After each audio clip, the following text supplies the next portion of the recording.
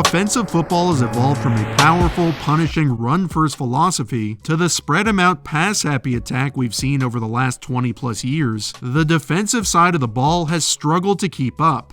Offensive evolution has continued to leave the defense one step behind, and has forced rapid and sometimes drastic innovation to keep pace. The safety position is the one that's evolved the most, but not into one specific style, but with a buffet of unique styles that have each dominated in their own unique ways. Troy Polamalu and Ed Reed showed us two completely different ways to shut down modern offenses in the early 2000s, and since then, their influences have permeated into the style of today's superstar safeties like Budda Baker, Minkah Fitzpatrick, Tyrann Mathieu, and more. Through Troy and Ed and into 2020, we've seen new and different ways to play the position that we didn't even think possible. We've seen that position evolution take place, but what we've never seen is Jamal Adams. He has expanded the limits and possibilities of the position. In 2020, he's generated 9.5 sacks, which is the most ever by a defensive back, a safety or a corner, in one season,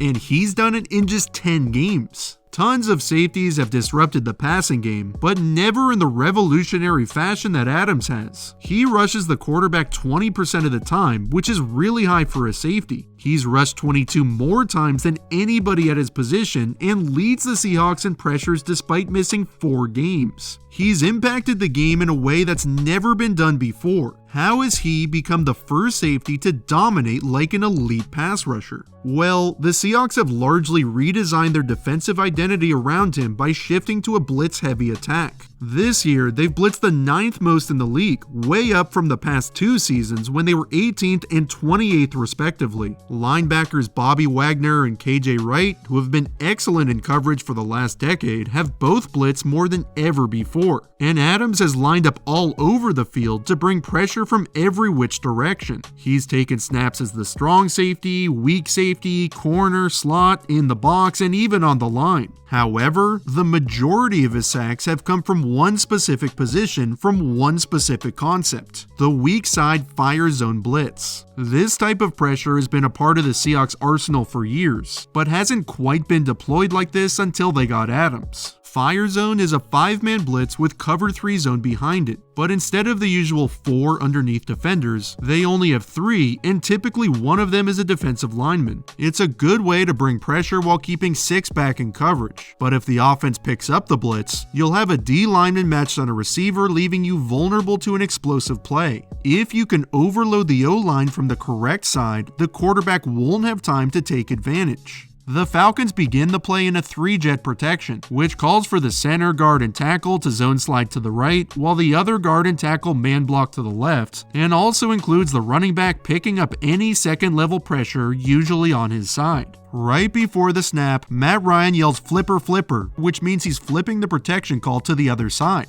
So now instead of 3-jet protection, it's 2-jet protection, which works perfectly for Adams as he walks down right after the call is made. Since Todd Gurley's assigned to block the most inside threat, Adams comes free off the edge and smashes Matty Ice. Why did Ryan flip the call? Check out the Seahawks' 2 linebackers Wagner and Wright, who are mugging the A-gaps, which means they're to the right and left of the center. If we go back just 3 plays before, also on a 3rd and 6, just Wagner's aligned in the plus A-gap, and the Falcons were in their 2-jet protection like Ryan checked to in the first play. When Adams blitzes the minus A-gap, Gurley picks him up easily, and the Falcons convert the first down. So back to the Adams play, it's the same front, but Wagner moved over and Wright's replaced him, and since they just sent this linebacker and 2-jet just worked against what would be a nearly identical pressure if all 6 came, Matty Ice has it all figured out and calls Flipper to change the protection. But when Adams sinks down to the snap and Wright drops out, there's 3 O-linemen for 1 defender, and Gurley is responsible for 2 guys. The Seahawks have continued to use these fire zone packages to stress pass protections throughout the year, so offenses have adjusted. Teams have watched and studied the film, and are max protecting with 7 blockers to stop the fire zone blitz whichever side it comes from.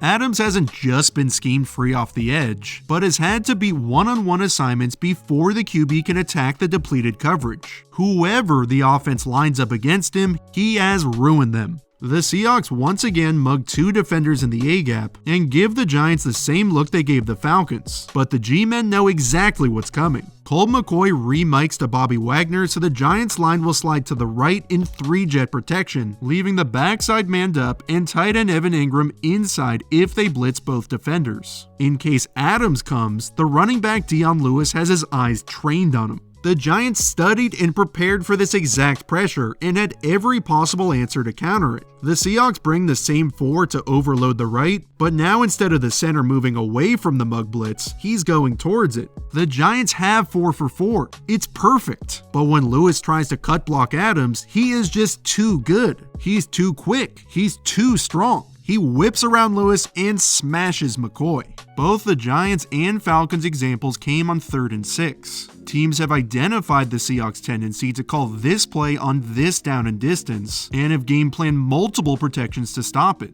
But if you put a running back on Adams, he's too strong. If you put a tight end on him, he's too quick and too strong. The Seahawks again mug both Wright and Wagner in the A-gaps, but this time bring Adams from the left. The Bills max protect just like the Giants with 5 linemen, a tight end, and a running back, and call 3-jet also like the Giants to move the center to Wagner. The Bills are all ready to go and have more than enough blockers for the 5-man pressure, but Adams proves that he can blow up anybody and has actual pass rush moves at his disposal. He starts with a speed move outside to get Dawson Knox to overextend, then transitions to speed to power when he gets Knox off balance. Knox doesn't have time to get his feet or base in the ground, and Adams crushes him at the point of attack and throws Allen into the dirt.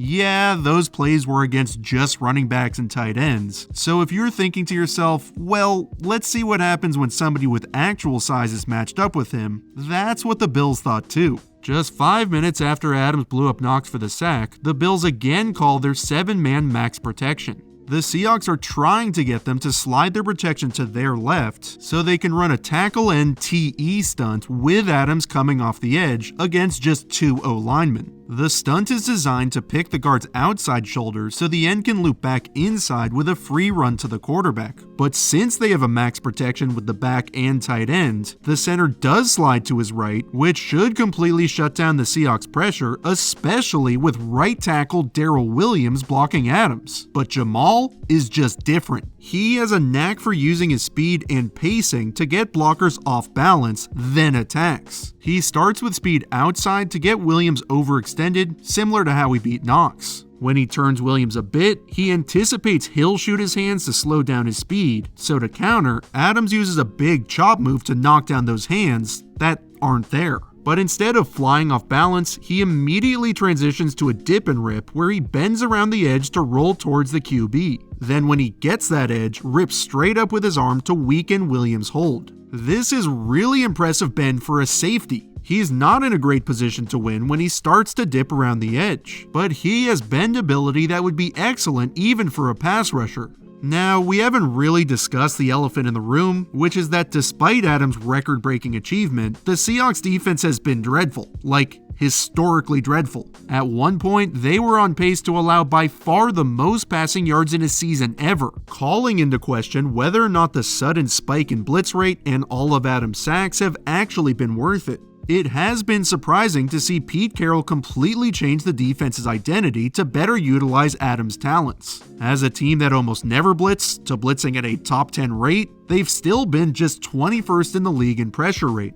But since giving up 44 points to Buffalo in Week 9, which was Adams' first game back from injury after missing 4, their defense has allowed just 16 points per game, which would be best in the league, and have a 35% pressure rate, which would also be number 1. They have faced the NFC East, Cardinals, and Jets in that time span, so it's not the strongest competition, but it could be a sign of things to come as they march towards the postseason. One of their biggest issues has been busted coverages, which points more towards issues with communication, familiarity, and change in scheme than it does talent. And if they can stop busting those coverages like they have the last several weeks, the pressure in Adams will get home more effectively. He is having a season we have never seen before, and he still has 2 games left to go. We've watched the development and evolution of the safety position as it's morphed and modified in different ways to defend whatever changes are happening on the other side of the ball. But through all the years, we've literally never seen a Jamal Adams, who brings pressure from the safety position like we've never witnessed before.